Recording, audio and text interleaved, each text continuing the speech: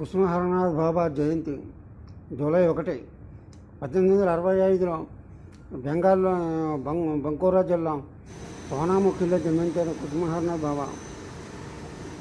కుసుమాదేవి గారు కూడా సోనాముఖిలోనే జన్మించారు.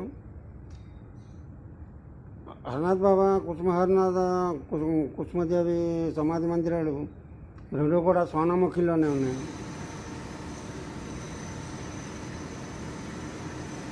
1865 జూలై 1 జన్మించిన హరనాథ్ బాబా 1927 మే 25వ తారీఖున మహాసమాధి చెందారు.